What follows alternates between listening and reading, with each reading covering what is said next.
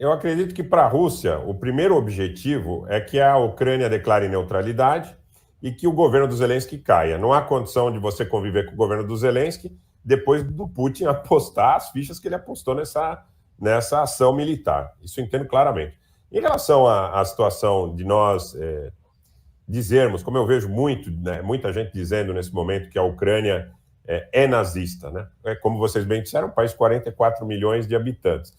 Se bem é verdade que em todos os lugares você pode ter grupos com essas características que trabalhem de maneira a exaltar ideologias absolutamente repugnantes, eu tenho muita dificuldade nisso. Inclusive, é um dos tópicos que eu adoto no meu canal de discussão mais presente, utilizando esses exemplos, como a questão do conflito entre Rússia e Ucrânia, né? A divisão da sociedade sob a utilização de adjetivações a priorísticas, assim, dizendo, são os nazistas contra os comunistas, são os bons contra os maus. Eu tenho uma certa dificuldade em acreditar nisso, até porque eu acredito que toda a sociedade ela tem múltiplas visões a respeito de um fato. Por outro lado, é impossível negar que o governo do Zelensky é apoiado por lobbies a partir da City Londrina, a partir de Nova York, a partir de Washington, que são muito pouco afeitos à pluralidade, à democracia real. Muitas vezes são afeitos à democracia, dita democracia liberal, que prega por dois ultraliberalismos. O ultraliberalismo na economia e o ultraliberalismo nos costumes. Essa é uma situação que me parece bastante consolidada.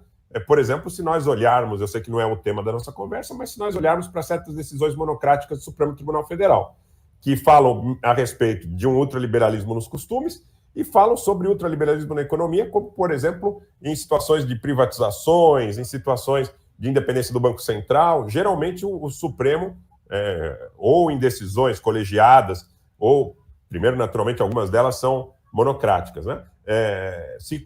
Tem se colocado dessa maneira. O grupo que apoia o Zelensky é muito parecido com o grupo que apoia algumas organizações não governamentais que agem pelo mundo todo, atacando as estruturas dos Estados nacionais. E são pouco afeitos à democracia e à pluralidade, tá? Esse é um ponto. Eu acho que todos nós vamos ganhar com o mundo multipolar, mas isso na questão interestatal. Mas ainda não é suficiente, porque nós precisamos, a esquerda muitas vezes define como imperialismo, neoliberalismo, setores mais à direita definem como globalismo, entender que existem alguns setores que se albergam dentro dos Estados nacionais e que usam esses Estados nacionais para os seus interesses pessoais.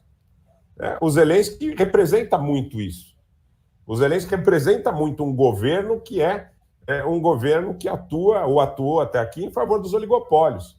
Claro que hoje ele pode estar capitalizando toda a simpatia dos ucranianos étnicos, porque o país está recebendo um ataque militar. Também não acredito nessa tese que os ucranianos, que não sejam russos étnicos, estejam recebendo os russos com flores.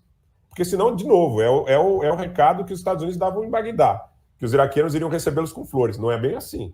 Quando você tem sua casa atacada, a tendência é que você repudie essa ação, independente da sua orientação política, da sua orientação ideológica.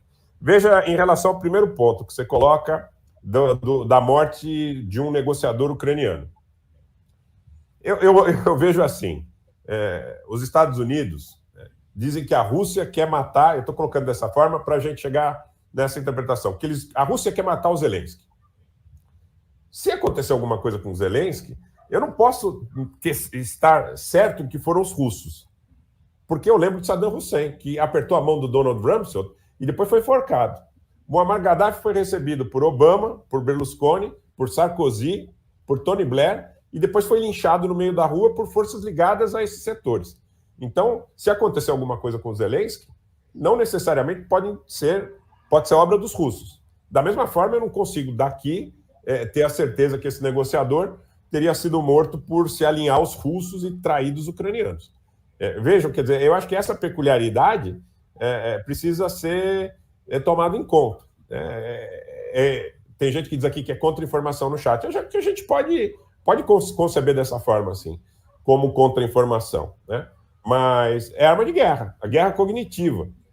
Primeiro você seduz as pessoas para que elas acreditem naquilo que você está defendendo, para depois sua narrativa ficar palatável, ainda que ela não seja justa. Então eu vejo dessa forma. Eu vejo dessa forma. É uma situação muito complicada mesmo. Até porque veio uma confirmação dos russos, né? Então, Exato. a gente fica ali na mão de todos os principais atores da guerra, né? Exato. Eu prefiro até que a gente tenha um mundo multipolar como desdobramento desse enfrentamento. Que a guerra acabe um minuto antes, é verdade, mas que a gente tenha um mundo multipolar, onde a Rússia tenha seu poder reconhecido, os Estados Unidos, a China, a Alemanha, a França, um mundo multipolar. Eu acho que é um primeiro passo na disputa interestatal. E depois, eu acho que nós precisamos ter clareza do efeito que produz esses oligopólios, do efeito que produz esses oligopólios dentro dos Estados nacionais.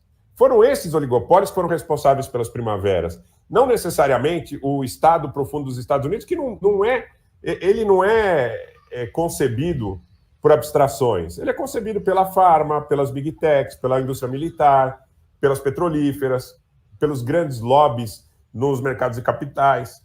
Esse é o deep state, né? Então, esse pessoal que tem interferido historicamente nas estruturas dos Estados nacionais. Eu acho que vale essa reflexão. Um mundo multipolar em relação ao aspecto interestatal. E o outro, a questão de nós olharmos para saber quem dentro dos Estados nacionais tem provocado todo esse tipo de perturbação.